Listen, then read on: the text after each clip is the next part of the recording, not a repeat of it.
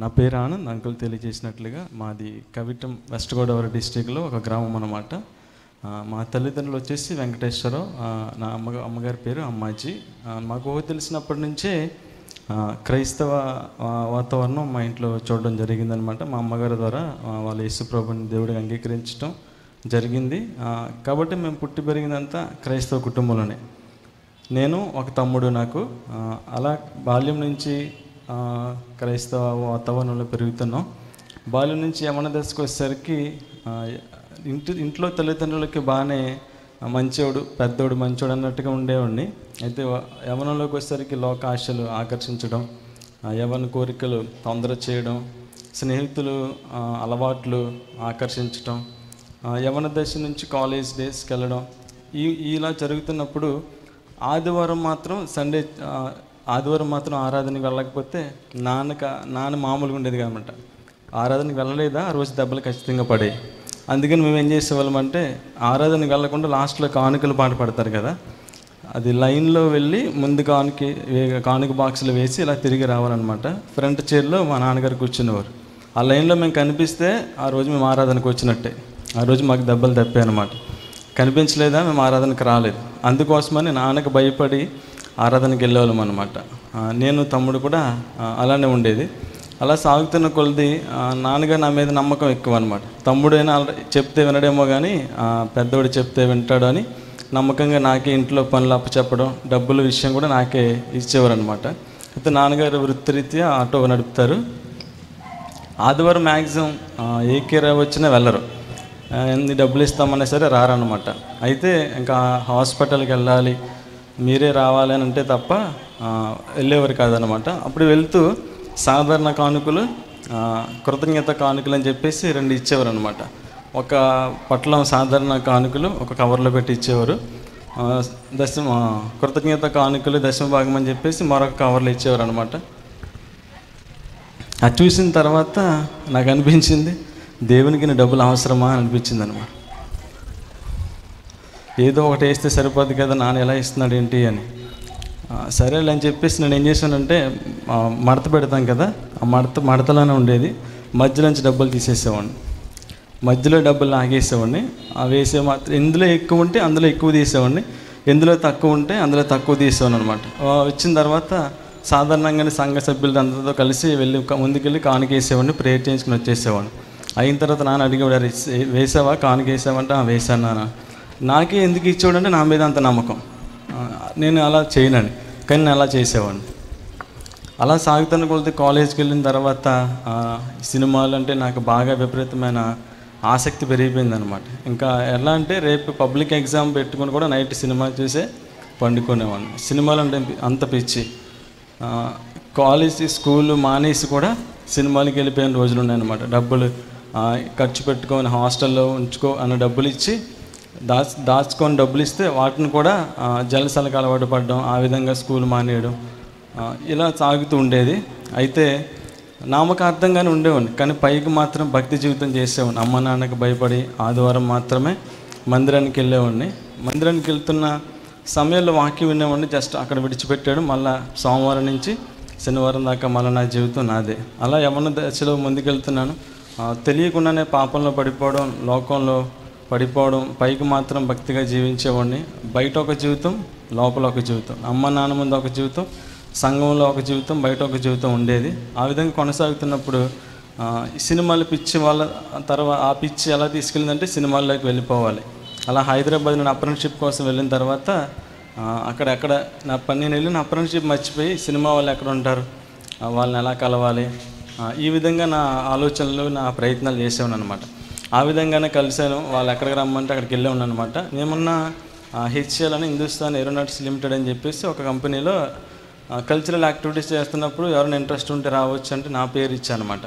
ఇచ్చిన తర్వాత వాళ్ళతో పాటు వెళ్తే ఆ ప్రోగ్రామ్ బాగా చక్కగా చేశారు, సక్సెస్ అయింది. అది అయిన తర్వాత నెక్స్ట్ మాకు ఎక్కడికి ప్రమోషన్ వచ్చిందంటే రవీంద్ర భారతి ఆడిటోరియం అని ఖైరతాబాద్లో ఉంటుంది అనమాట. సో అందులో వచ్చిందనమాట. అందులో వచ్చిన తర్వాత అందులో కూడా మా ప్రోగ్రామ్ సక్సెస్ అయింది. ఆ సక్సెస్ అయిన ఆనందంలో నెక్స్ట్ ఎక్కడంటే మళ్ళీ ప్రాక్టీస్ ఉంది మనకి, ముంబై అన్నారనమాట. ఈ సమయంలో మందిరానికి వెళ్తున్న నేను అక్కడ సండే వాక్యం చెప్తుంటే దైవజనుడు యోసేపు గురించి చెప్తున్నారనమాట. యోసేపు గురించి చెప్తుంటే కొంత నాకు కరెంట్ షాక్ తగిలినట్టు అనిపించింది. ఏంటి ఎంత ప్రత్యేకంగా యవనస్తులు ఉంటారా, నిజంగా ఉన్నారా? అప్పుడులో ఆరాధన లేదు, సండే సర్వీస్ లేదు, యోసేపుకి యూత్ మీటింగ్స్ లేవు. కానీ ఎంత ప్రత్యేకంగా ఎలా ఉండగలిగాడు?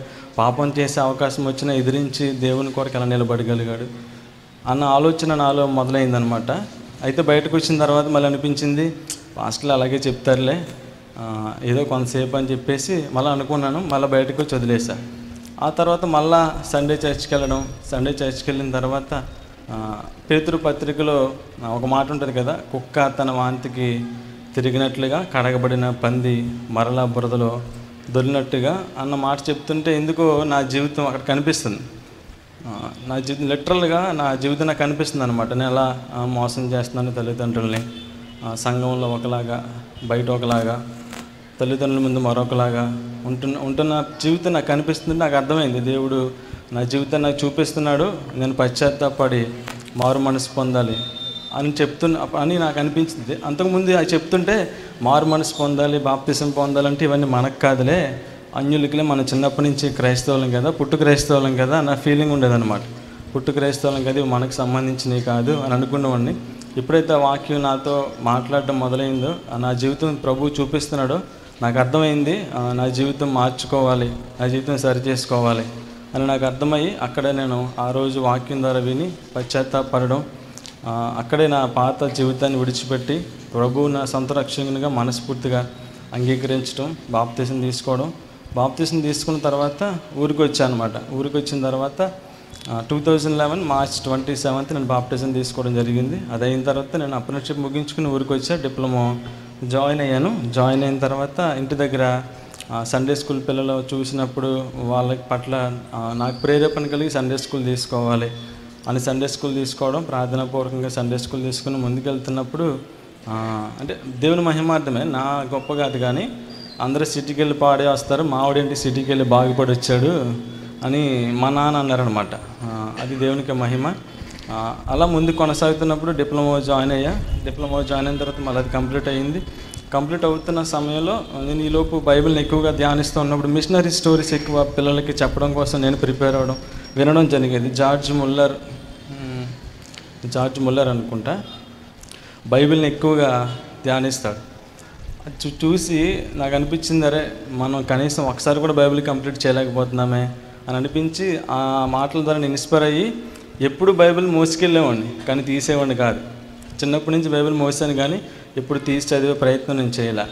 ఆ మిషనరీ గురించి చెప్తున్నప్పుడు ఆయన అంత ఏజ్లోనే దేవుని తెలుసుకుని వాక్యం పట్ల అంత ఆసక్తి ఉంటే మనం ఇంకెంత వాక్యానికి ప్రయారిటీ ఇవ్వాలి అని అర్థమయ్యి ఆదికాండం నుంచి మొదలుపెట్టి ప్రకటన దాకా మోకాళ్ళ మీద కంప్లీట్ చేయాలని చెప్పేసి అలా కంప్లీట్ చేశాను అనమాట. అంటే వాక్యం పట్ల ఉన్న ప్రేమ అప్పుడు నాకు అర్థమైంది, దేవుడు మనల్ని ఎంతగా ప్రేమిస్తున్నాడు, దేవుడు ఎంత మహిమ గలవాడు, దేవుడు మనుషుల్ని ఎలా నిర్మించాడు, ఎంత ప్రేమిస్తున్నాడా అని నాకు అర్థమైంది. మత్తయి సువార్త 5వ అధ్యాయం చదువుతుంటే నాకు బాగా ఆ చాప్టర్ బాగా హత్తుకుందనమాట.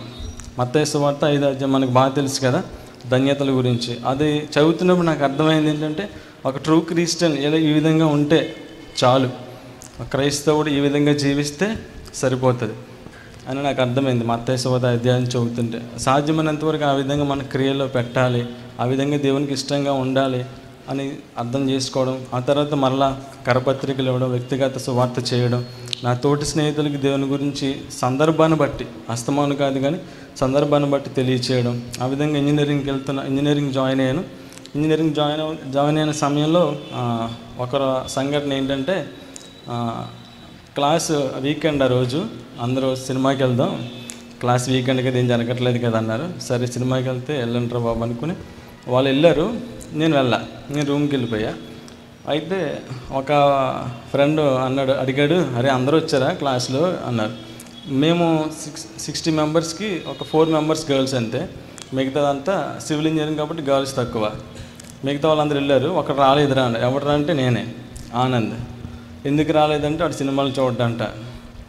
నన్ను ఫోన్ చేసి అడిగాడు అనమాట, మీ పాస్టర్ సినిమాలు చూడకూడదని చెప్తున్నాడా నేను అని అడిగితే, మా పాస్టర్ చూడకూడదని చెప్పలేదు కానీ చూడాలని మనసు నాకు లేదు అని.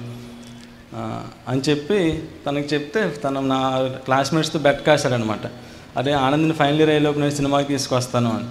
నా నా రూమ్మేట్స్ ఏంటంటే నువ్వు తీసుకురాలేవరా అని. అప్పుడు నేనేం ప్రేర్ చేశానంటే, ప్రభువా ఒకప్పుడు వాటి వెనకాల పరిగెట్టాను, ఇప్పుడు ఆ విషయంలో పడిపోకుండా నాకు సహాయం చేయండి అని ప్రేర్ చేసుకున్నాను అనమాట. అలా విధంగా ముందుకు జరుగుతున్న కొద్ది ఫైనల్ ఇయర్ అయ్యింది. దేవుని మహాకృప ఏంటంటే ఆ బెట్టింగ్ వేసిన తనకే ఫైనల్ ఇయర్ అయిపోయిన తర్వాత నేను వెళ్ళి కలిసిన తర్వాత అడిగి, శ్రీరామ్ నేను ఒక గిఫ్ట్ ఇస్తాను తీసుకుంటావా అని. తీసుకుంటాను ఆనంద్ అన్నాడు. సరే ఇదిగో తీసుకొని దానికి ఇచ్చిన తర్వాత అది చూసి అన్నాడు, నేను అనుకున్నాను ఆనంద్ ఖచ్చితంగా నువ్వు బైబిల్ వేస్తావని అన్నాడు అనమాట. నేను తనకు ఇచ్చిన తర్వాత సంతోషంగా తీసుకున్నాడు. తను కూడా ఒకటి ఇస్తాను నేను చదువుతామన్నాడు. సరే ఇవి నేను ఖచ్చితంగా చదువుతాను. సో ఆ విధంగా పడిపోకుండా దేవుడు సహాయం చేశాడు.